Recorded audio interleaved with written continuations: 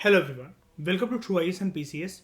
दोस्तों, इस लेक्चर में हम लोग बात करते हैं कि यूनिटरी फीचर्स क्या हैं हमारे कॉन्स्टिट्यूशन के।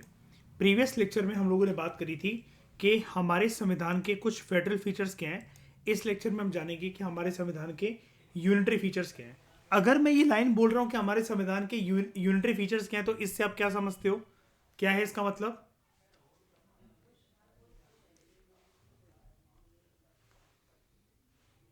कौन से ऐसे फीचर्स हैं हमारे कॉन्स्टिट्यूशन के जो कि सारी पावर किसको दे देते हैं?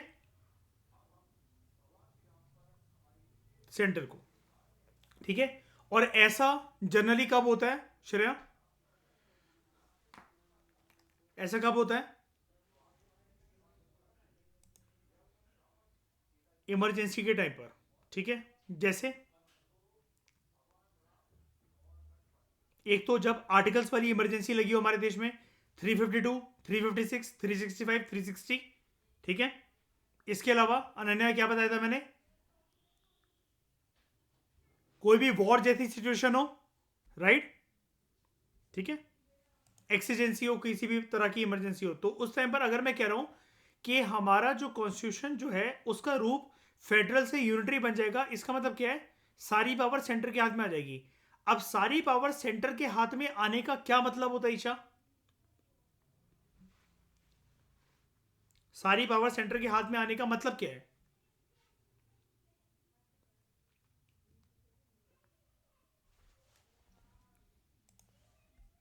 श्रेया, क्या इंटरप्रिटेशन है इस बात की कि सारी पावर सेंटर के हाथ में आ जाएगी?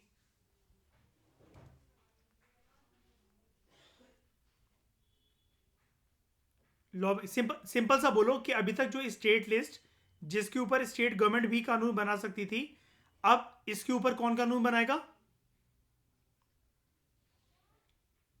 सेंट्रल गवर्नमेंट कानून बनाएगा इसके ऊपर। ठीक है। तो हम जानते हैं कि यूनिटरी फीचर्स क्या है कॉन्स्टिट्यूशन के। एक है strong centre. Division of power जो है, यूनिटरी फीचर मतलब ये है कि एक बात याद रखना, जो हमने फेडरल फीचर्स पढ़े थे और आज की क्लास में हम जो यूनिटरी फीचर्स पढ़ रहे हैं, इनमें से कौन से फीचर्स हावी होते हैं हमारे देश में? कौन से फीचर्स हमें देखने को मिलते हैं? हम्म। दोनों देखने को मिलते हैं, लेकिन मेजोरिटी ऑफ द केसेस में कौन से? फेडरल। यूनिटरी सिर्फ एक्सेप्शनल सर्कमस्टांसेस में हमें देखने को मिलते हैं। ठीक है। तो strong centre, central government strong हो गई है। कब हो गई है? डिवीजन ऑफ पावर जो है ना, नॉर्मली भी सेंटर के केस पे ज्यादा है। सेंटर के केस पे कैसे ज्यादा है? आप टॉपिक्स देख लो एक बारी। कहां है ये टॉपिक्स? यहां पर। अगर आप बात करो, येलो येलो कलर से मार्क करता हूं मैं इसको, यूनियन लिस्ट को। अगर आप बात करो कितने टॉपिक्स हैं इसके पास कानून बनाने के लिए? 98। स्टेट गवर्नमेंट के पास कितने हैं? 59। कंकरेंट लिस्ट की तो हमें बात ही नहीं करनी चाहिए, क्योंकि कंकरेंट लिस्ट में तो दोनों ही कानून बनाते हैं। आप चलो अगर बात कर भी लें, अगर हम लोग कंकरेंट लिस्ट की, जिसके अंदर 52 सब्जेक्ट्स हैं, ठीक है, अगर किसी भी प्रकार का कन्फ्लिक्ट अगर अनन्य हो जाता है, तो किसका लॉ प्रिवेल करेगा? सेंटर का। यहां पर यानी कि कंकरेंट लिस्ट में सेंटर जो है वो विन विन सिचुएशन में है। यूनियन लिस्ट में कौन विन विन सिचुएशन में है? Central government. स्टेट लिस्ट में से भी जब पावर यूनिटरी हो जाएगी तब भी सेंट्रल गवर्नमेंट ही कानून बनाएगी। और रेस्टोटरी पावर जो होती है या ये भी किसके पास होती है? सेंटर के पास। लेकिन अगर हम नॉर्मल सर्कमस्टांसेस की बात करें, सिर्फ अगर हम इस पे फोकस करें, बाकी सबको बताते हैं, और हम सिर्फ फोकस करते हैं यूनियन लिस्ट और स्टेट लिस्ट पे। अगर हम इनके नंबर्स को देखें, सेंट्रल गवर्नमेंट के पास कितने कितने टॉपिक्स के ऊपर कानून बनाने की पावर है? 98। जबकि स्टेट गवर्नमेंट के पास 59। तो बताओ, ज्यादा रेलेवेंस किसकी है कानून बनाने की फील्ड में? यूनियन गवर्नमेंट, सेंटर की। ठीक है। तो डिवीजन ऑफ पावर जो है हमारे देश में, ये लाइन प्लीज याद रखना, it is in favour of centre. ठीक है। Division of powers is in favour of centre and highly inequitable from the federal angle. मतलब एक सेकेंड,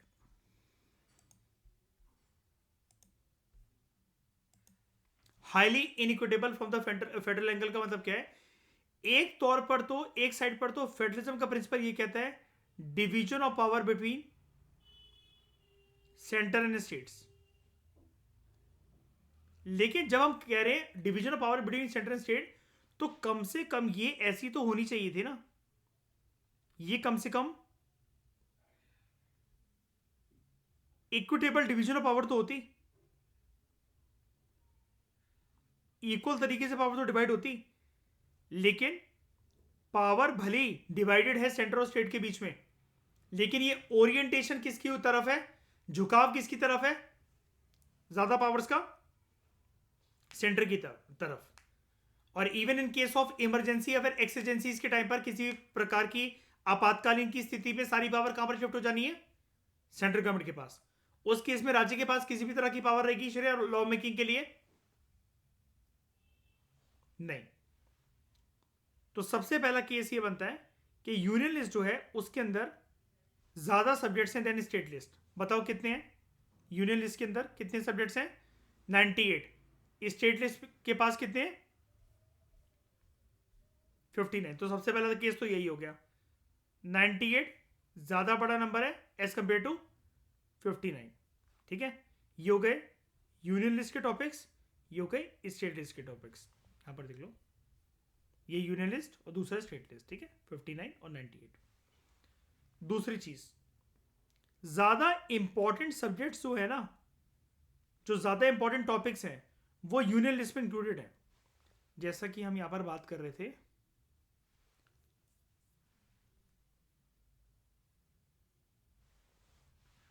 नेशनल इंपॉर्टेंस के जो ज्यादा इंपॉर्टेंट टॉपिक्स हैं, like defence, foreign affairs,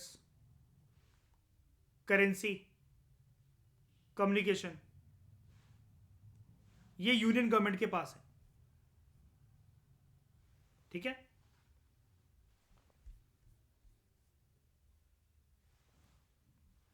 thirdly, centre के पास over riding authority है ओवर कंकरेंट लिस्ट। सेंटर के पास over riding authority है ओवर कंकरेंट लिस्ट। इस लाइन का मतलब क्या हुआ ईशा?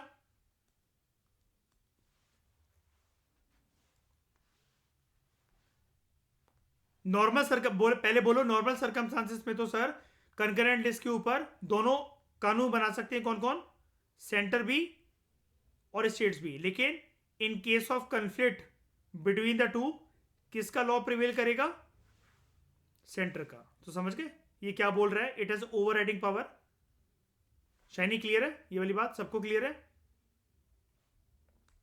ठीक है, आर्यन धीरे धीरे करके क्लियर हो जाएगा। आई थिंक इतना थोड़ा सा जानते तो हो गए या फिर पकड़ में आ रहा होगा।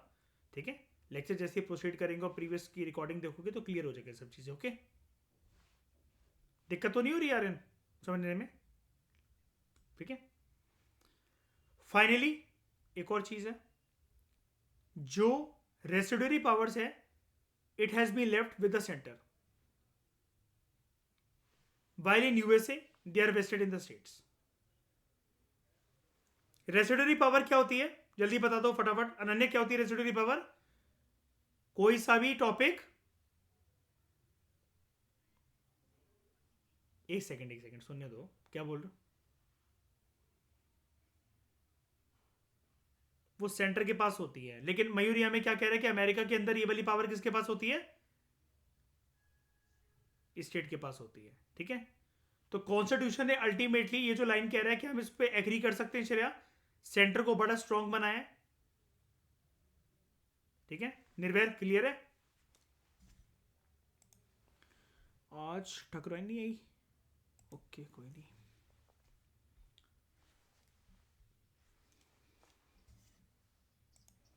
हाँ, उधर प्रोविंसेस के पास है, उधर अमेरिका ने प्रोविंसेस को दे रखा है। प्रोविंसेस में इसलिए भी दे रखे होंगे क्योंकि पावर भी देखो इक्वली है वैसे प्रोविंसेस के पास। अगर आप उधर के सेनेट की बात कर लो, 50 स्टेट्स हैं, हर एक स्टेट से 2 मेंबर्स रिप्रेजेंटेड होते हैं। वहाँ की स्टेट्स मतलब काफ़ी ज़्यादा, जैसे हमारे यहाँ इन टर्म्स ऑफ अगर आप विधान परिषद देखो या पावर स्ट्रक्चर देखो, राज्यों का भी अलग है, सेंट्रल स्टेट का तो छोड़ी, जो विद इन द स्टेट्स भी काफ़ी ज़्यादा अलग है। वहां पर उन्होंने एक इक्विटेबल डिस्ट्रीब्यूशन से पावर देने की कोशिश कर रखी है अमेरिकन कॉन्स्टिट्यूशन ने। तभी तो बहुत ज़्यादा स्टेबिलिटी है, इसलिए तो इतने कम आर्टिकल्स और अमेंडमेंट्स हैं अमेरिकन कॉन्स्टिट्यूशन में। उसके बाद दूसरी चीज, दूसरा यूनिटरी फीचर क्या है? पहला हमने क्या पढ़ा? Strong centre. दूसरा, स्टेट्स नॉट इनडिस्ट्रक्टिबल। देख रहे हो क्या कह रहा है? States are not indestructible. अगर मैं इस वर्ड को गायब कर दूं और यहां लिख दूं स्टेट्स आर इनडिस्ट्रक्टिबल, इसका मतलब क्या होगा?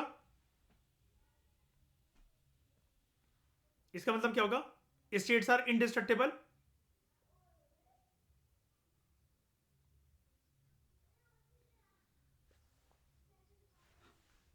है ना? अब इसका मतलब क्या है?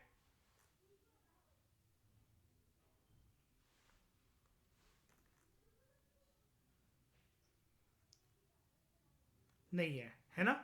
और ये लाइन याद है, मैं पहले भी कह चुका हूं श्रेया, अनन्या, जो इंडियन फेडरेशन है इट इज, अभी मैं ऊपर का पढ़ाता हूं मतलब पोर्शन, चिंता मत करना, लेकिन पहले इस लाइन के ऊपर फोकस करो। मैंने ये पहले भी बताया था इसी चैप्टर के अंदर कि हम लोग कहते हैं कि हमारा भारत जो है it is an indestructible union, indestructible union of destructible states. राज्य तोड़े जा सकते हैं, राज्य तोड़ तोड़कर नए राज्य बन सकते हैं ना नया, लेकिन राज्यों के पास क्या अधिकार नहीं है? देश को छोड़कर सेपरेट कंट्री नहीं बना सकते हैं वो। हम लोग ये काम कर सकते हैं, दूध में, दूध के ग्लास की तरह किसी एक नए राज्य को अपनाकर उसको चीनी की तरह घोलने का काम कर सकते हैं, लेकिन किसी को भी नया, मतलब नया राज्य बनाने की अनुमति भी दे सकते हैं, लेकिन नई कंट्री बनाने की अनुमति नहीं दे सकते हैं। अगर ऐसा होता तो श्रेया, 84 के दंगों में खालिस्तान की डिमांड जब उठी थी 1980s में, 84 में, ठीक है, तो कोई भी देश यही चाहेगा शांति व्यवस्था बनाने के लिए मयूर कि चलो अलग कर देते हैं इसको, पंजाब को कंट्री बनने दे देते हैं खालिस्तान के नाम से, या जो भी करना है, जब ये रहना ही नहीं चाहते हैं, कम से कम बाकी जगह पर शांति व्यवस्था रहे। नहीं, हम लोग इसको अलग वे में ट्रीट करते हैं, हम लोग बिल्कुल ऐसा नहीं होने देंगे। क्यों? हम लोग ये देखते हैं कि कुछ लोग जो हैं उनकी बुद्धि जो है वो फिर गई है, वो सिरफिरा गए हैं और बागी हो चुके हैं हमें, और वो हमारे ही लोग हैं, हमारी टेरिटरीज हैं, हमें उनको एक ही परिवार के अंदर संजो कर रखना है ना? घर परिवार में लड़ाई होने का मतलब ये नहीं होता ना कि आप अपने खानदान को एक नई दिशा देना शुरू कर दो, बीवी बच्चों के साथ अलग हो जाओ और सबसे रिश्ते तोड़ दो। ऐसे ही इस पारिवारिक माहौल को हमारा देश भी संजोकर रखने की कोशिश करता है, और ये चीज कॉन्स्टिट्यूशन में गिवन है, part 1 from article 1 to 4, right Shreya Shaini? ठीक है, तो चलो इसको पूरा पढ़ते हैं। हाँ अनन्या, आप जो बोल रहे थे वो यही चीज है ना, यही बताया था मैंने पहले भी, ठीक है? तो unlike in other federations, states in India have no right to territorial integrity. इसका मतलब क्या हुआ? दूसरे फेडरेशन में फिर भी अलाउड होगा कि भाई जो स्टेट्स हैं वो सेपरेट कंट्री बन सकते हैं, ओके, वो सेपरेट कंट्री बन सकते हैं। जैसे ये किससे निकला है?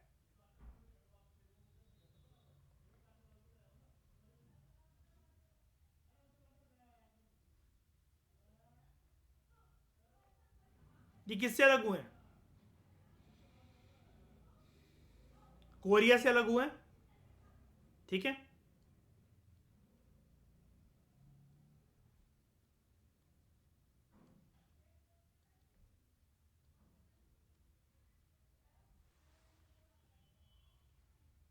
सुदैन एंड साउथ सुदैन,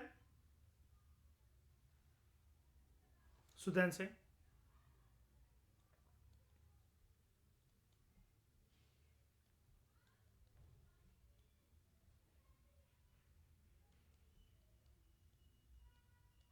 ये किससे अलग हो गए थे? हो गए थे किससे? वेरी गुड, जर्मनी के दो टुकड़े हो गए थे, East Berlin and West Berlin. और इस दीवार को क्या कहते थे श्रेया अपन लोग?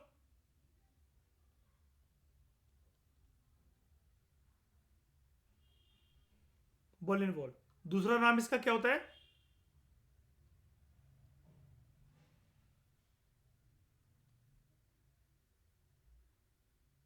आयरन कर्टेन याद है? आयरन कर्टेन नहीं बताया वैसे मैंने आपको।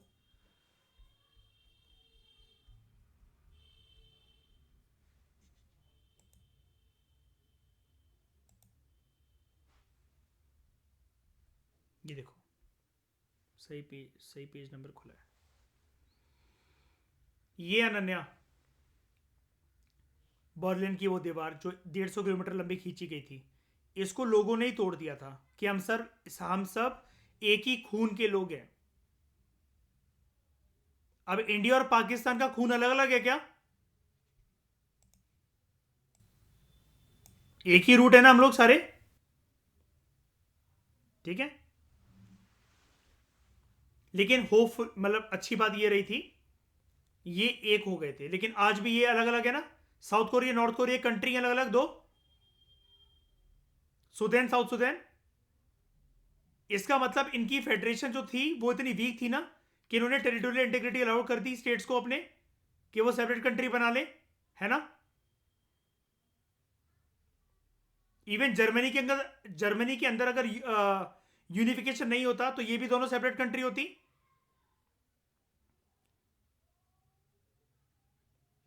हमने तो लेकिन फिर भी जोड़ने की कोशिश करी सबको, और हमने सक्सेसफुली जोड़ भी दिया सबको। कैसे? 1947 में जब हमारा देश आजाद हुआ था, उस टाइम पर कितनी प्रिंसली स्टेट्स थी हमारे पास? लगभग 565 प्रिंसली स्टेट्स। ऐसी स्टेट्स जो कि राजाओं के द्वारा, प्रिंसेस के द्वारा गवर्न करी जाती थी। इनके पास एक ऑप्शन था, 3 ऑप्शन थे: to join India, to join Pakistan और to remain independent as separate country. किसने इनिशिएटिव लिया था इनको भारत में मर्ज करने का? सरदार वल्लभ भाई पटेल। सिमिलरली ऐसा इनिशिएटिव जर्मनी के अंदर किसने लिया था? उस पर्सन का नाम क्या है? मतलब मैं वेस्ट बर्लिन ईस्ट बर्लिन की बात नहीं कर रहा, नई बर्लिन की बात कर रहा हूं। जर्मनी का रीयूनिफिकेशन हुआ था पहले, बहुत साल पहले। ये घटना तो बाद में हुई है, 1990s में हुई है। उससे पहले जर्मनी टूटने वाला था। हम्म।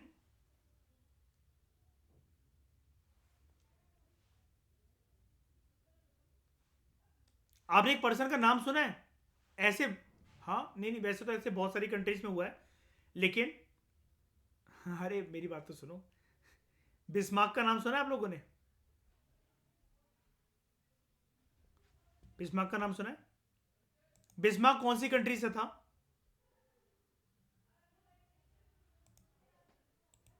नहीं नहीं सुना। मैंने अभी इसके बारे में बताया था आपको। आप जानते तो लेलिन वगैरह के बारे में, बिस्मार्क के बारे में।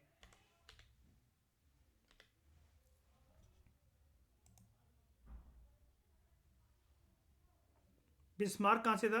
He was a German statesman, ठीक है। इसने क्या काम करा था जर्मनी ये रीयूनिफिकेशन का?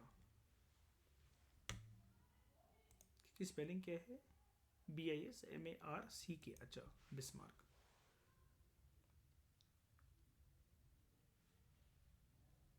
MARC। हाँ, जर्मन रीयूनिफिकेशन, वो ना जर्मनी टूटने वाला था। जैसे जब प्रिंसली स्टेट्स हमारे देश को ज्वाइन कर रहे थे ना, सरदार वल्लभ भाई पटेल करवा रहे थे, तो उनका दिमाग फिर गया था। वो लोग ये चाह रहे थे ना कि हम सेपरेट कंट्री क्यों ना बना ले, क्यों इंडिया को ज्वाइन करें, क्यों पाकिस्तान को ज्वाइन करें। ठीक है, ये कहानी किसी दिन पढ़ाऊंगा मैं आपको। जर्मनी के अंदर भी, लेकिन देखो, हमारे देश से कोई प्रिंसली स्टेट अलग होकर कोई कंट्री बनी है क्या आज तक? नहीं बनी। हमने सबको जोड़ लिया था। ऐसे ही जर्मनी ने भी नहीं टूटने दिया, सॉरी बिस्मार्क ने भी नहीं टूटने दिया था अपने जर्मनी को। अच्छा, ये सारी प्रिंसली स्टेट्स आज के समय में कहां है? अनन्या, कहां पर है प्रिंसली स्टेट्स?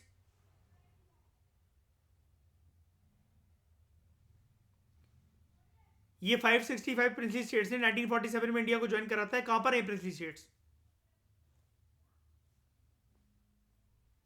इनका कोई सेपरेट स्टेटस नहीं है, ये सभी राज्य के अंदर घुल मिल गई हैं। 14 स्टेट्स और 6 यूनिट, 14 स्टेट्स और 8, 14 स्टेट्स कह रहा हूं, सॉरी, 28 स्टेट्स और 8 यूनियन टेरिटरीज में घुल मिल गई हैं। और इनके मर्जर के बाद श्रेया उस टाइम पर कितनी स्टेट्स और कितनी यूटीज थी हमारे देश में स्टेट रीऑर्गेनाइजेशन कमीशन के बाद? 14 स्टेट्स और यूटीज कितनी? 6। कौन सी कमीशन थी वो जिसने रीऑर्गेनाइज करा था?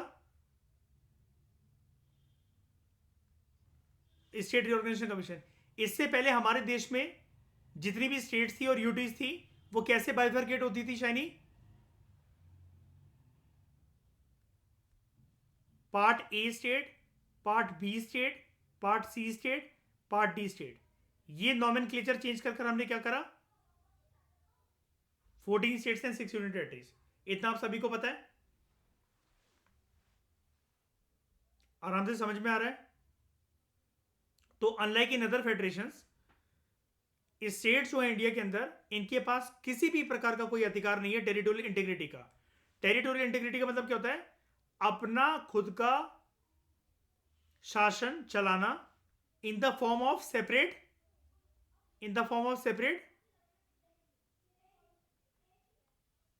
कंट्री। पार्लियामेंट जो है it can buy unilateral action.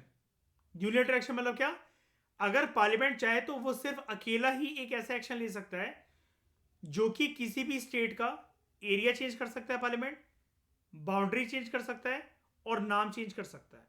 Example, Mumbai जो आज नाम है वो पुराना उसका नाम क्या है?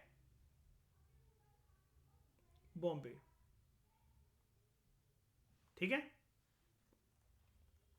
उसके बाद कोलकाता, पुराना नाम कलकत्ता। ओडिशा, पुराना नाम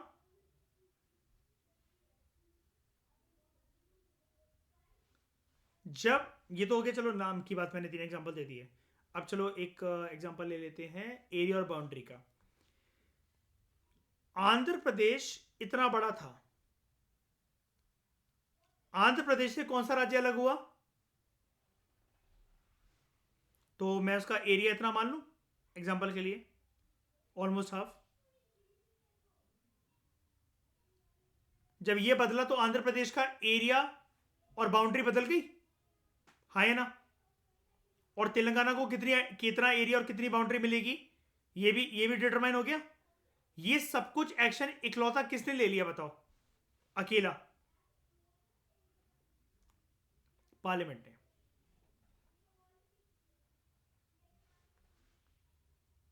अच्छा, इसके लिए कोई अमेंडमेंट एक्ट आया था श्रेया? Creation of Telangana?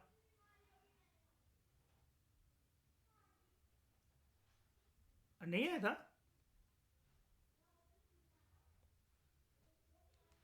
नहीं है बनता, कोई नया राज्य बनेगा अमेंडमेंट नहीं आता शाइनी।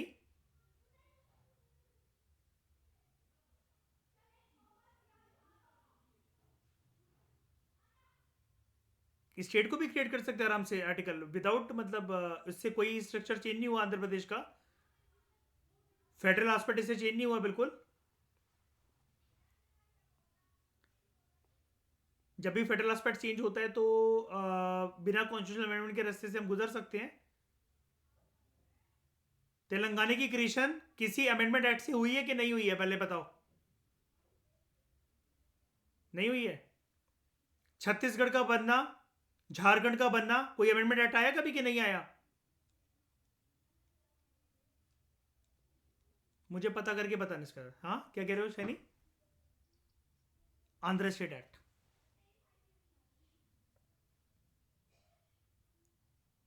रीऑर्गेनाइजेशन एक्ट आया था, लेकिन क्या वो कॉन्स्टिट्यूशन अमेंडमेंट था?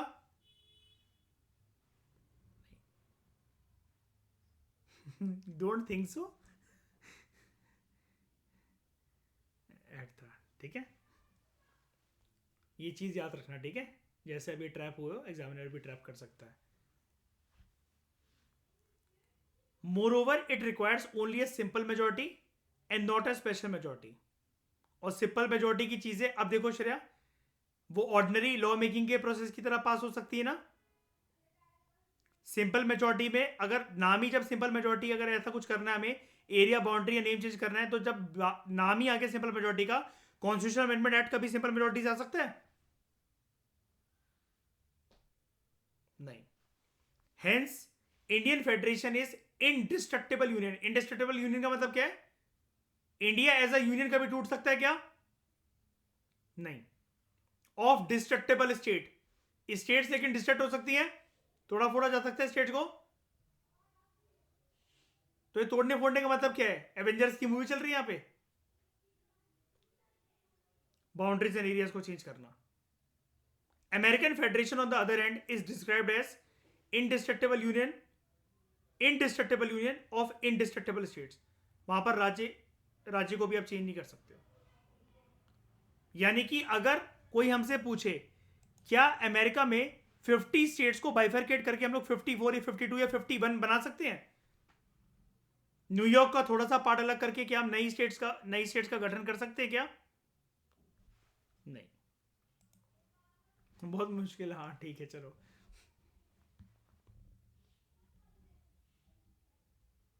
अच्छा, मुझे लेकिन एक बात बताओ श्रेया, इस वाली बात को आप कितना 100% मानते हो कि 100% करेक्ट है ये कि यूनियन इज इंडिस्ट्रक्टेबल? किसी भी सर्कमस्टांस के अंदर हम लोग इंडिया एज अ यूनियन, यानी कि देखो इंडिया एज अ यूनियन की स्ट्रक्चर को अगर हम छेड़ रहे हैं, इसका मतलब श्रेया कुछ बाउंड्रीज हम किसी और कंट्री को देते रहे, इसका मतलब एग्री करते हो? कुछ सॉरी बाउंड्री कह रहा हूं, कुछ टेरिटरीज हम किसी और कंट्री को देते रहे.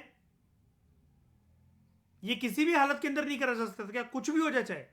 एक बात याद रखना, हमारा कॉन्स्टिट्यूशन 100% रिजिड नहीं है ना, ना ही 100% फ्लेक्सिबल है. क्या श्रेया मुझे इसका कोई एग्जांपल दे सकते हो कि जहां पर इंडिस्ट्रक्टेबल यूनियन को हमने 2 बार तोड़ने की कोशिश करी क्योंकि वो जरूरी था एक कंट्री के साथ डीलिंग करते हुए? हाँ, क्या कह रहे हो? नेक्सलाइट? अच्छा, अक्साइजिन कह रहे हो? मैं कह रहा हूं नेक्सलाइट. मैं सोचा कौन सी नेक्सलाइट को दे दिया. बांग्लादेश के साथ ये वाली प्रक्रिया कब हुई थी श्रेया, बताओ? 1960s में. शाबाश, बेरूबरी यूनियन केस. उसके बाद 2015 में कब?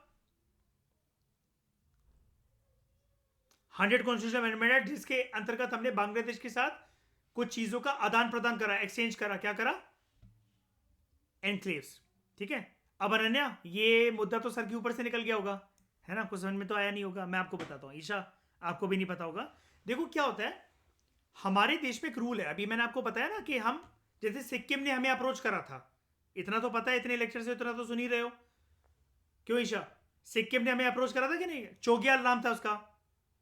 हाँ, चाइना से बचकर कौन सी साल में? 1975 श्रेया, शाबाश. ठीक है. 1975 में श्रेया क्या करा अनन्या, उसने चोग्याल रूलर आया सिक्किम का और उसने इंडिया को अप्रोच करा कि हमें जो है अपने देश के अंदर घोल लो. तो हमने उसको स्टेट बना लिया आगे चलकर. ठीक है. और latest state to join India from outside कौन है? सिक्किम. ठीक है. और latest state to get created in India? Telangana. ठीक है. खैर छोड़ो फैक्चुअल सवाल, अब काम की बात करते हैं. देखो क्या होता है कि हम लोग, इसका मतलब इंडिया से किसी भी स्टेट को अनुमति नहीं दे सकते हैं कि हम उस स्टेट को थोड़ा सा किसी और देश के हवाले कर दें. राइट अनन्या? ईशा, हम किसी और देश को अपनी थोड़ी सी टेरिटरी दे दें, है ना?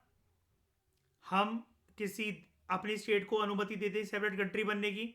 हम ये नहीं कर सकते हैं. इतना क्लियर है आप सबको? पहले बताओ. पार्ट 1 के अंतर्गत आर्टिकल 124 अलाउ नहीं करता है, लेकिन ऐसा स्पेशल सर्कमस्टांसेस के अंतर्गत करा जा सकता है. ठीक है. लाइक बांग्लादेश के साथ इशू क्या था श्रेया, बताओ जरा हम सबको.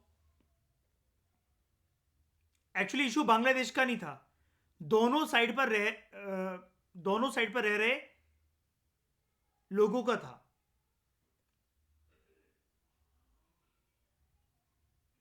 हाँ. अब एनक्लेव्स का मतलब क्या होता है पहले मैं आप सबको क्लियर कर देता हूं. जो श्रेया टर्म यूज कर रही है ना एनक्लेव्स, श्रेया शानी ने अभी बोला कि 100th अमेंडमेंट एक्ट के तहत बेरूबरी यूनियन केस के तहत कुछ एनक्लेव्स का इशू पेंडिंग था. एनक्लेव कुछ नहीं होता है, कुछ गांव हो सकते हैं, कुछ बस्ती हो सकती हैं, कुछ जगहें हो सकती हैं जहां पर लोग रह रहे हैं. तो अनन्या हुआ क्या था, पहले जो बांग्लादेश है उसका पुराना नाम ना ईस्ट पाकिस्तान था, ठीक है, और वो हमारे पास ही था।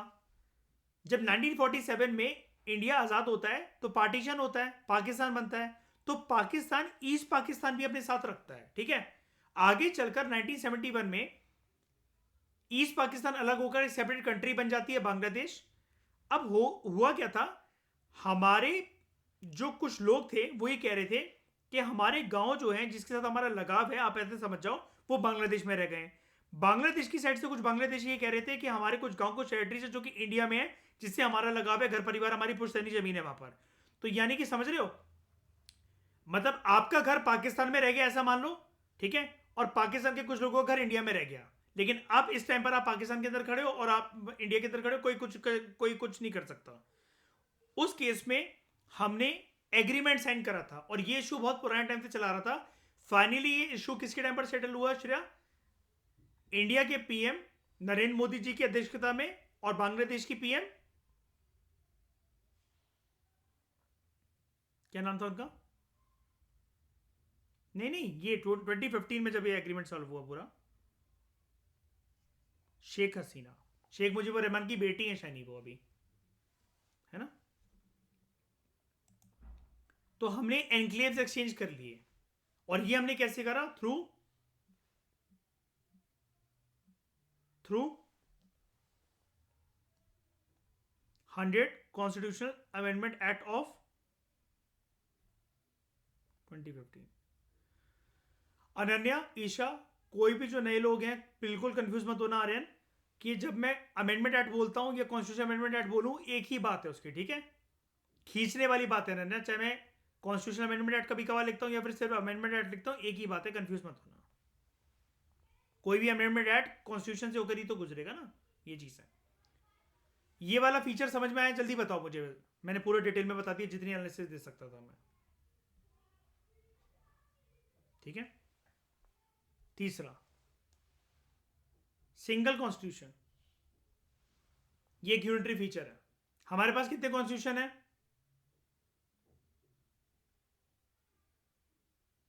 कब से?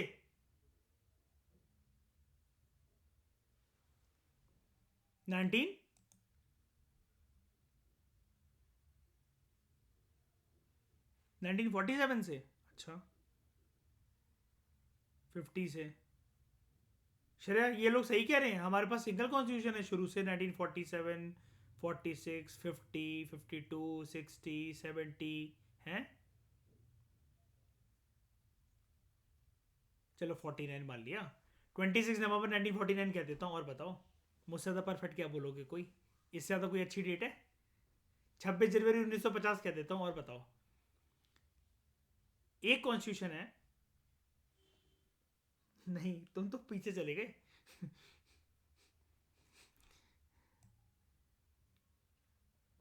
देखो, इसके ऊपर एक ब्लॉट था। क्यों ब्लॉट था? अब मैं एक वर्ड पटकता हूं, एक पटाखा फेंकता हूं, उसका विस्फोट सेंड करने की कोशिश करना। धारा 370 है ना। इसके अंतर्गत नहीं कुणाल, बात ये ना कि अलाउ क्यों करा तो तुम्हें अपनी टेरिटरी में किसी एक राज्य का सेपरेट कॉन्स्टिट्यूशन? इसलिए तो मैंने बोला ब्लॉट था, दब्बा था ये। अनन्या क्या था? जम्मू एंड कश्मीर जो था, आपको पता है ना, आर्टिकल 370 वहां पर चलता था, कभी सुना है ये वाली चीज? उसके तहत उसका सेपरेट फ्लैग था, सेपरेट कॉन्स्टिट्यूशन था, सेपरेट नेशनल एंथम थी, और देश का कोई भी कानून, जबकि उधर की विधानसभा में, उधर की विधान परिषद में, शायद if I am not wrong by camera legislature था ना पहले उसका, है ना, हाँ। तो उधर की विधानसभा, विधान परिषद में रहने, जब तक कोई भी कानून पास नहीं हो जाए ना, जैसे मतलब मान लो कि नेशनल लेवल का कोई भी कानून है, तो वो सबके ऊपर इक्वली इंप्लीमेंट होगा कि नहीं होगा आर्यन? कश्मीर से कन्याकुमारी, गुजरात से अरुणाचल, हर जगह, अंडमान निकोबार आइलैंड, लक्षद्वीप आइलैंड, सारी जोग्राफिकल टेरिटोरियल एक्सटेंड में उस कानून का इंप्लीमेंटेशन होगा श्रेया कि नहीं होगा? लेकिन जम्मू एंड कश्मीर की विधानसभा, विधान परिषद जब तक उसको अपने पास ना करवाएं, तब तक वो नेशनल लेवल के कानून की भी कोई औकात नहीं है। क्यों? क्योंकि उनका खुद का कॉन्स्टिट्यूशन था। ये हटा कब? ये हटा कब? 2019। तो आपका इनऑफिशियल आंसर क्या होगा, जो कि आप और मैं जिसके ऊपर सिर्फ बातचीत और वार्तालाप कर सकते हैं, कि सिंगल कॉन्स्टिट्यूशन कब से आया एक्चुअली? 2019 से, ठीक है। ये वाली बात ना आप किसी के साथ नहीं, 2019 में आई है प्रेसिडेंशियल नोटिफिकेशन तो कश्मीर को धारा 370 को हटाने के लिए, 5 अगस्त। क्यों एक्स गर्लफ्रेंड का बर्थडे आता है तुम्हें याद कैसे है? अच्छा, नहीं मुझे एक्स गर्लफ्रेंड का कोई बर्थडे आता हो या फिर कोई घटना हो गई उसके साथ। तो usually in a federation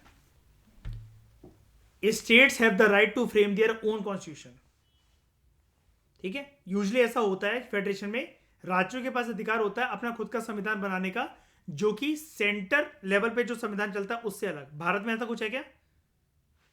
Bharat में ऐसा कुछ नहीं है। India on the contrary, India on the contrary no such power is given to the states. हमने राज्य को अनुमति दे रखी है। तमिलनाडु का, पंजाब का, मध्य प्रदेश का, बिहार का खुद का संविधान है। सारे लोग किसके संविधान से काम चला रहे हैं? ठीक है, इंडियन कॉन्स्टिट्यूशन।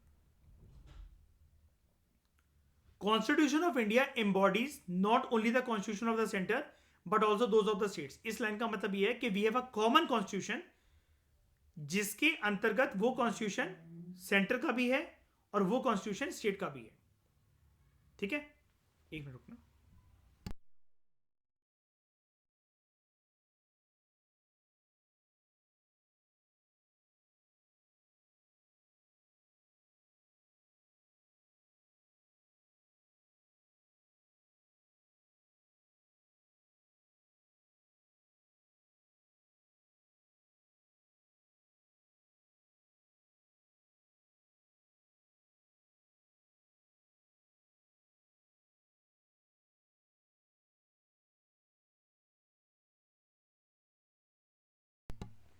हेलो, मेरी क्लास चल रही है, वीडियो कॉल मत कर, 10 मिनट में कॉल बैक करता हूँ मैं तेरे को, ठीक है? ओके।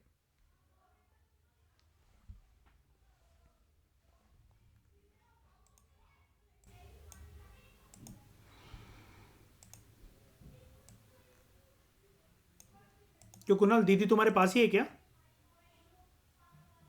तो ये वीडियो, अच्छा, वीडियो कॉल करने में लगी है पागल। चलो आगे। तो हम लोग यहाँ पर ये डिस्कस कर रहे थे कि इंडिया के अंदर कोई भी पावर ऐसी स्टेट्स को हमने नहीं दे रखी है। कॉन्स्टिट्यूशन ऑफ इंडिया जो है it embodies not only the constitution of the centre but also those of the states, ठीक है। जो भारत का संविधान है उसके अंदर हम सेंटर की सिर्फ कॉन्स्टिट्यूशन की बात नहीं करते, राज्यों की कॉन्स्टिट्यूशन की भी बात करते हैं। Both the centre the states must operate with in this single framework, यानी कि इसका मतलब ये है कि जो संविधान जो है वो इक्वली पावर देता है सेंटर को भी और स्टेट्स को भी। Only exception in this regard was the case of Jammu and Kashmir, जिसका खुद का संविधान था। कब तक था? 2019 तक। कौन से आर्टिकल के अंतर्गत? 370। अब अनन्या, जैसा कि मैं आपको कल भी समझा रहा था ना, किसी भी आर्टिकल अमेंडमेंट के ऊपर सेपरेट फोकस करने की जरूरत नहीं है कि एक दिन मैं बैठूंगी इन सबको याद कर लूंगी, रट्टा मार लेती हूं इनका। धीरे धीरे करते करते सबको ये सब कुछ चीजें याद हो जाएंगी, ओके। तो 2019 तक the erstwhile state of Jammu and Kashmir enjoyed a special status by virtue of article 370 of the constitution,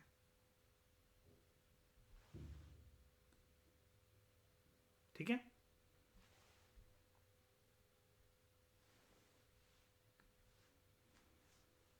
उसके बाद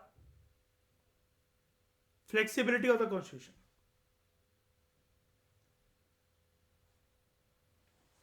ये भी एक यूनिटरी फीचर है। The process of constitutional amendment is less rigid, मतलब वो रिजिड तो है लेकिन इतना भी नहीं जितना कि दूसरे फेडरेशन में। जैसे मैं आपको एग्जांपल देता हूं, दूसरे जब भी ये बोल रहे हैं दूसरे फेडरेशन का, इसका कहने का मतलब ये है दूसरे कंट्रीज में, या फिर अगर मैं इसको प्रॉपर तरीके से बोलूं, दूसरी कंट्रीज के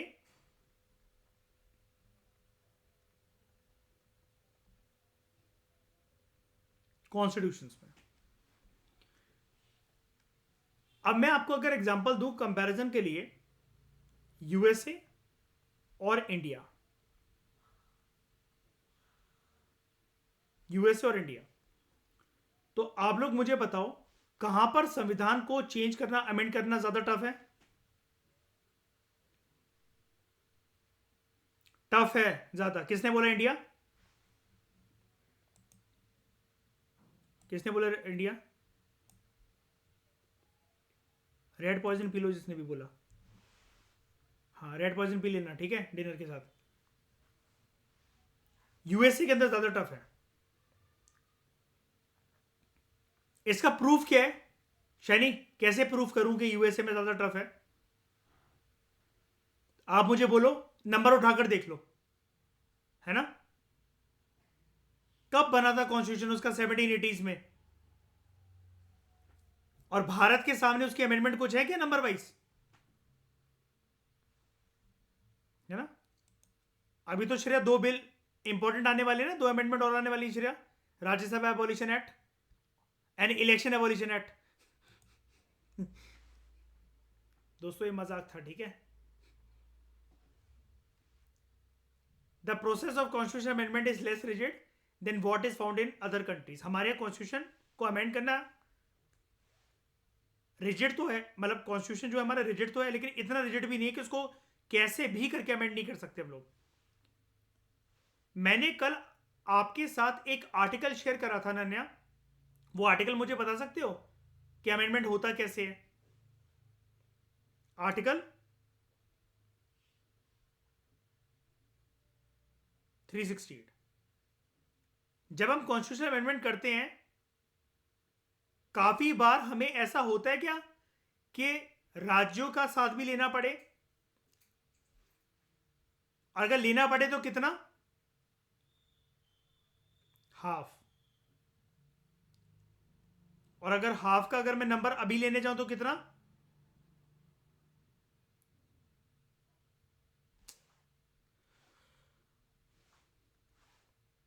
14 आउट ऑफ 28 स्टेट्स, ठीक है? वो लोग अपने विधानसभा विधान परिषदों में कुल मिलाकर अपने स्टेट लेजिस्लेचर में बिल को पास करवाएंगे, ठीक है?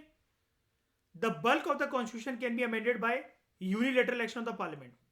ज्यादातर जो संविधान है अकेले उसको कौन अमेंड कर सकता है? अकेले ज्यादातर पार्लियामेंट, या तो सिंपल मेजोरिटी से या स्पेशल मेजोरिटी से, ठीक है? Further the power to initiate an amendment of the constitution lies only with the centre. अगर संविधान को अमेंड करना है, कॉन्स्टिट्यूशनल अमेंडमेंट बिल, इसके लिए कौन सा बिल आएगा? Constitutional amendment bill. ज्यादातर संविधान का पार्ट, ज्यादातर कॉन्स्टिट्यूशन का पार्ट,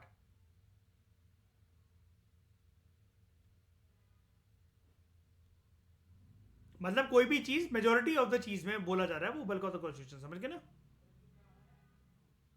ठीक है? तो power to initiate an amendment to the constitution lies only with the centre through constitution amendment bill. Ansharya, rule क्या कहता है हमारे संविधान का? कॉन्स्टिट्यूशन अमेंडमेंट बिल सिर्फ हमेशा कहां पर आ सकता है? पार्लियामेंट में। क्या स्टेट लेजिस्लेचर में भी आ सकता है? नहीं। अमेरिका के अंदर states can also propose an amendment to the constitution.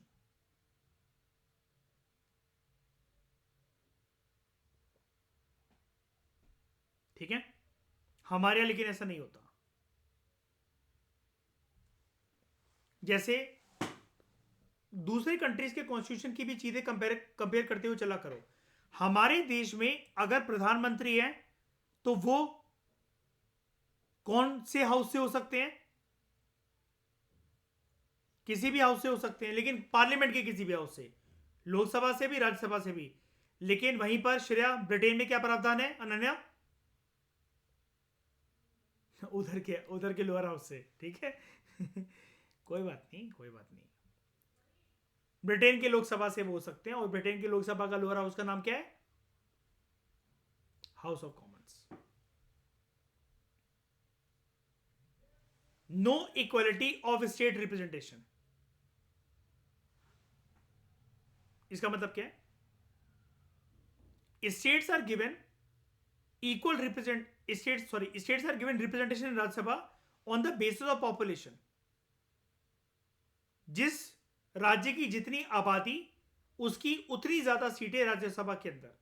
अब यहां पर बात राज्यसभा की ही क्यों हो रही है? Because Rajya Sabha is the voice of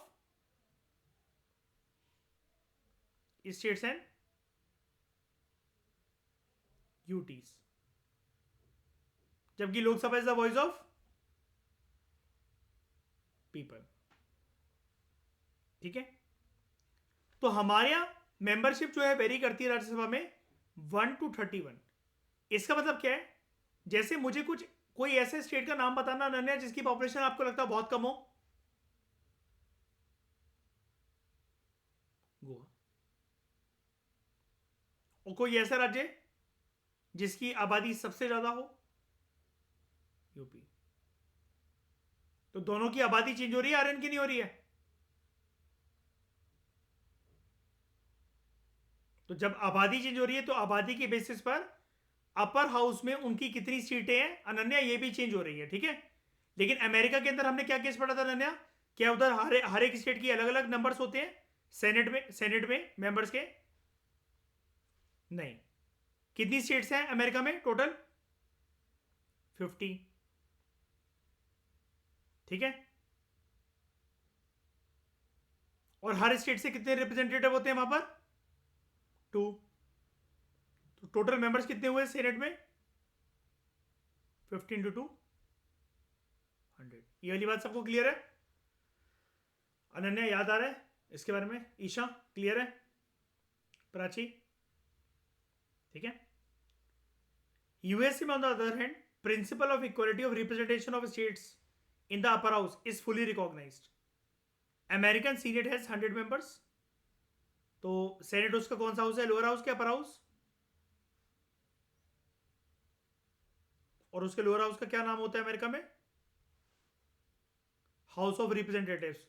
Britain के अंदर अपर हाउस का नाम क्या? House of Lords. और लोअर हाउस का नाम क्या है? House of Commons. ठीक है, तो 2 members from each state. This principle is regarded as safeguard for smaller states. फिर बात करते हैं हम इमरजेंसी प्रोविजंस की. हमारे संविधान में 3 तरह की इमरजेंसीज के बारे में बात करी गई है. National emergency article 352. कौन कौन से ग्राउंड पे लग सकती है वाली इमरजेंसी? वॉर, एक्सटर्नल एग्रेशन है वो एक्सटर्नल एग्रेशन. और तीसरा आर्म्ड रेबेलियन. पहले इसके लिए क्या वर्ड था श्रेया?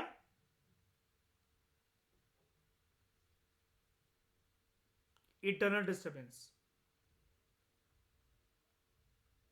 निर्वैर, इंटरनल डिस्टर्बेंस के शब्द को हटाकर आर्म्ड रेबेलियन कहां से कहां डाला गया? कैसी हुई इसकी प्रक्रिया? 44th amendment act of 1978. ठीक है, इंटरनल डिस्टर्बेंस का मतलब, क्योंकि अनन्या आप समझ रहे हो बहुत ही ज्यादा वेग वर्ड नहीं है कि रोड पे खड़े होकर 4 लोग डर रहे हैं, वो भी तो इंटरनल डिस्टर्बेंस एक तरीके का है ना. तो उसकी वजह से सिर्फ क्या है, हम इमरजेंसी लगा देंगे पूरे देश में? ऐसा तो नहीं होगा ना. तो हमने उसकी जगह क्या वर्ड डाल दिया? Armed rebellion. तो नेशनल इमरजेंसी लगती है by using article 352. State emergency article, very good, article 356 and उल्टा कर दो उसको, 56 को उल्टा कर दो, आर्टिकल 365. इसको हम लोग स्टेट इमरजेंसी तो कहते हैं, लेकिन इसका एक दूसरा नाम भी होता है क्या?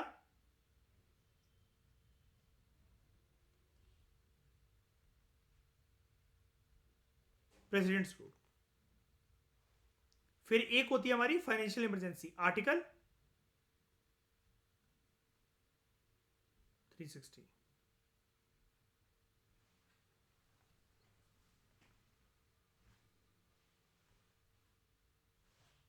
नेशनल इमरजेंसी के प्रोविजंस के अंदर ये वाली, ठीक है। और मैं अलग अलग कलर से सबको मार्क कर देता हूँ। जो स्टेट इमरजेंसी है उसके लिए अन्य दो आर्टिकल हैं, एक है अपना आर्टिकल 356, एक है आर्टिकल 365, ठीक है। फिर एक आती है अपनी इसको ले लेते हैं ब्लू कलर से, फाइनेंशियल इमरजेंसी, जिसके लिए आर्टिकल है 360, ठीक है। ईशा टेल मी, हमारे भारत में कब लगी थी फाइनेंशियल इमरजेंसी?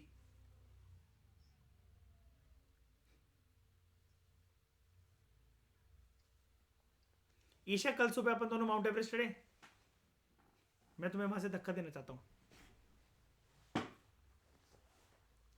फाइनेंशियल इमरजेंसी कभी भी नहीं लगी हमारे देश में, ठीक है, कोई बात नहीं। फाइनेंशियल इमरजेंसी, तो यहां पर इसको याद करने का तरीका बड़ा सिंपल सा है।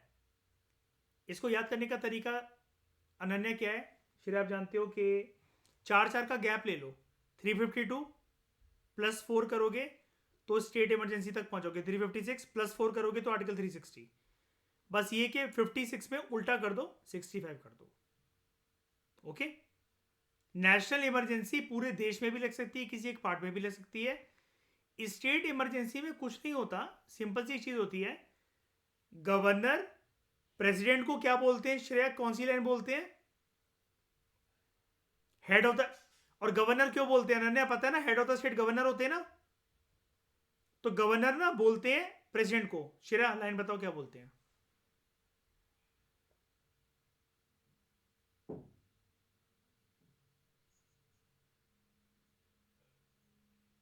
हाँ, अब प्रॉपर तरीके से शाइनी जरा आप बताना। आर्टिकल 3 जो श्रेया ने दोनों लाइनें बोली, श्रेया परफेक्ट लाइनें बोली हैं, कोई दिक्कत नहीं है। 3 जो श्रेया ने दो बातें बोली हैं, लेकिन 356 में गवर्नर क्या बोलेंगे? कॉन्स्टिट्यूशन मशीनरी स्टेट की फेल हो गई है। और श्रेया ने जो दूसरी बात कही कि जो नेशनल लेवल के जो एग्जीक्यूटिव एक्शंस हैं स्टेट उनको अच्छे से इंप्लीमेंट नहीं कर रहा है, ये कौन सा आर्टिकल है? 365। अब मेरा श्रेय सवाल ये है निर्वैर, ये दोनों आर्टिकल साथ में लगेंगे स्टेट इमरजेंसी में क्या, या फिर कोई भी एक लगना भी काफी है? एक भी काफी है, तो दोनों साथ में लगते हैं क्या वैसे?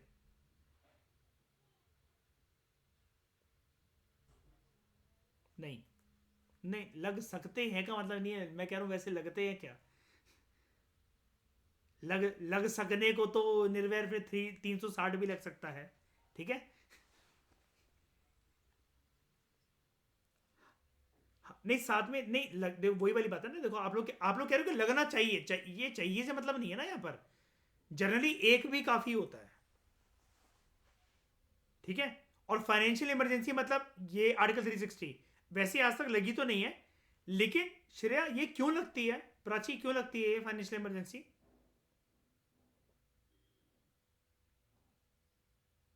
फाइनेंशियल क्राइसिस हो गया, और कुल मिलाकर आराम भाषा में अगर मैं ये कह दूं, एग्री करोगे, देश में पैसों की तंगी हो गई है, अर्थव्यवस्था इतनी अच्छी नहीं है देश की, इस प्रकार की इमरजेंसी बिल्कुल लगते लगते रह गई थी। Shiny tell me the year, कब या डिकेड? 1990 के आसपास, 1990 और 1991, ठीक है। लगते लगते रह गई थी, हम बच गए। और हम कैसे बच गए? हमने वर्ल्ड बैंक और आईएमएफ को अप्रोच करा, आईएमएफ को ही करा था ना, हाँ वर्ल्ड बैंक और आईएमएफ को अप्रोच करा था हमने। और हम कितने बिलियन डॉलर का लोन लेकर आए थे? $7 बिलियन का। और इसके साथ कौन से रिफॉर्म्स लेकर आए थे हम लोग? एलपीजी रिफॉर्म्स, जिसको हम लोग क्या बोलते हैं, न्यू इकोनॉमिक पॉलिसी भी बोलते हैं, ऑफ 1991। एनईपी मतलब न्यू इकोनॉमिक पॉलिसी। अब एलपीजी की फुल फॉर्म बताओ ईशा इन सबको? लिबरलाइजेशन, प्राइवेटाइजेशन एंड ग्लोबलाइजेशन, ठीक है। श्रेया फाइनेंशियल इमरजेंसी के टाइम पर जरा सैलरीज के बारे में कुछ कमेंटबाजी करो, मुझे बताओ। मतलब गवर्नमेंट ऑफिसर्स, क्लास 1 ऑफिसर की सैलरी के साथ क्या होगा? इवन सुप्रीम कोर्ट के जजेस की भी कम हो सकती है क्या? रोकी भी जा सकती है क्या? बिल्कुल, बिल्कुल। बाद में मिल जाएगी मुझे पूरी।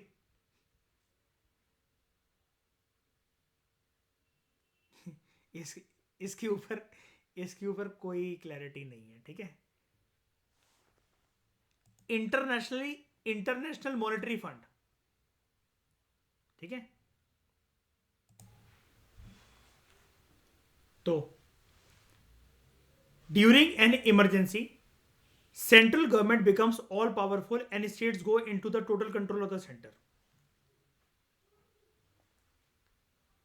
सेंट्रल गवर्नमेंट पूरा पावरफुल हो जाता है कभी भी इमरजेंसी अगर लगे तो, ठीक है। और स्टेट जो है वो पूरे के पूरे सेंट्रल गवर्नमेंट के हाथ में आ जाते हैं। इसकी वजह से जो फेडरल स्ट्रक्चर होता है देश का क्या बन जाता है? Unitary, without a formal amendment of the constitution. Amendment करने की जरूरत भी नहीं बनी और देश का स्ट्रक्चर बन गया unitary. This kind of transformation is not found in any other federation. ये सिर्फ इंडिया की स्पेशलिटी है। श्रेया, शैनी, इस मतलब सारे लोग इस चीज को याद रखना। ये इमरजेंसी प्रोविजन तो चलो ठीक है, लेकिन ये वाली जो चीज है ना कि पूरे का पूरा स्ट्रक्चर यूनिटरी बन जाता है without going through the process of amendment. दूसरे संविधानों में श्रेयस लाइन का मतलब क्या है कि अमेंडमेंट का रास्ता फॉलो होता है तब जाके यूनिटरी बनता है। इस तरह की चीज कभी भी किसी और फेडरेशन में नहीं मिलती है। डायरेक्टली शाइनी स्टेटमेंट पूछ लेगा 2024 के वो प्रीलिम्स में कि ये सारे आपको यूनिटरी फीचर्स मेंशन्ड है, तो वो बोलेगा श्रेया इनमें से उस फीचर को आइडेंटिफाई करो जो सिर्फ इंडिया में मिलता है, इंडियन कॉन्स्टिट्यूशन में, बाकी किसी भी कंट्री के कॉन्स्टिट्यूशन में नहीं मिलता है। देख रहे हो श्रेया, इंपॉर्टेंट है ये काफी लाइन। फेडरल स्ट्रक्चर का यूनिटरी पे कन्वर्ट होना, लेकिन ये वाली बात तो नॉर्मल है, लेकिन इसके आगे क्या है? Without going through the formal process of amendment. Okay,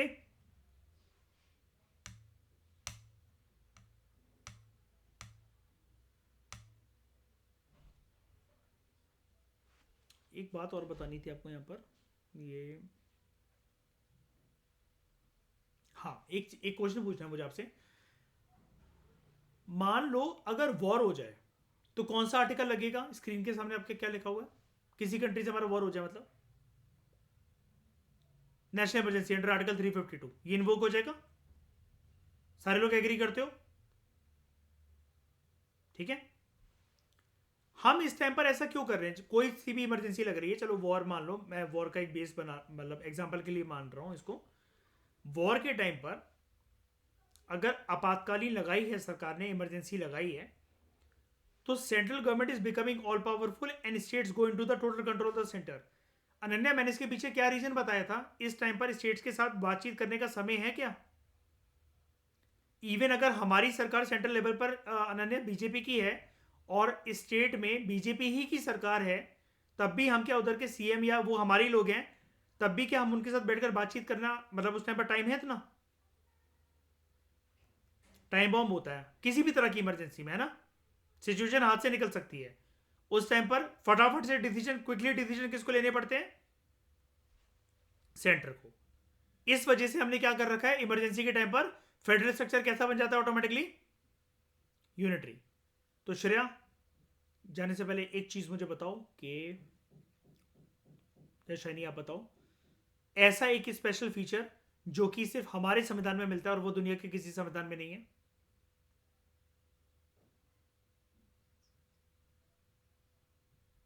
ठीक है, क्या बोला नन्या शैनी ने?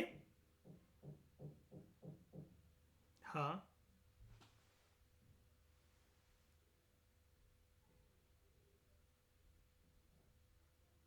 शाबाश, ब्रिलियंट। क्लियरिटी है आप सबको इन सभी चीज़ों पर। आर्यन, कुछ ऐसी चीज़ जो समझ में ना आई हो? देखो धीरे, मैं जानता हूँ एकदम से मैंने बीच में बुलाया, लेकिन चीज़ें आई होप मैंने क्लियर कर पाया हूँ मैं।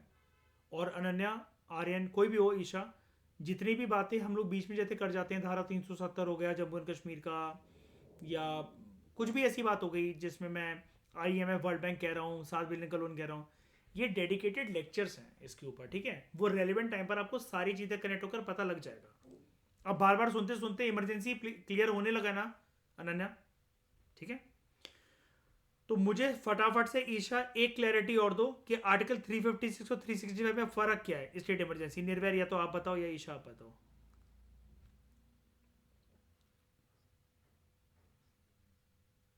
हाँ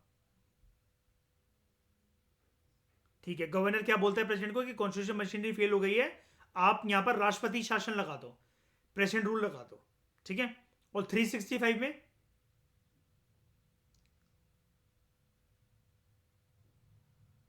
श्रेया बताना निर्भय को 365 में क्या होता है।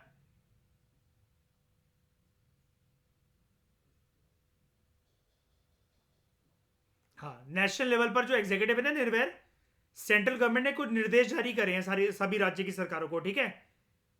एक राज्य की सरकार नहीं कर रही, आनाकानी कर रही है या फिर उसका बर्ताव अच्छा नहीं है कि हम तो नहीं कर रहे इसको इंप्लीमेंट या जो भी करके, उस टाइम पर गवर्नर ये जो है वो बोल सकता है कि यहां पर इमरजेंसी लगा दो प्रेसिडेंट से, ठीक है। जैसे एक एग्जांपल देता हूं, GST, goods and services tax, ये नाम सबने सुना है, सारे लोग इस नाम को जानते हो। जीएसटी नेशनल लेवल से प्रॉपर तरीके से एक पैकेज बनना था और इंप्लीमेंट होना था। ऐसा हुआ नहीं, जो मैं बोलने जा रहा हूं ऐसा हुआ नहीं, लेकिन ऐसा हो जाता, मान लो कि कोई राज्य बोल देता हम तो नहीं कर रहे जीएसटी इंप्लीमेंट, उस केस में श्रेया एक इनफ ग्राउंड होता क्या गवर्नर के पास प्रेसिडेंट रूल को इन्वाइट करने के लिए उस स्टेट में इमरजेंसी लगाने के लिए अंडर आर्टिकल 365?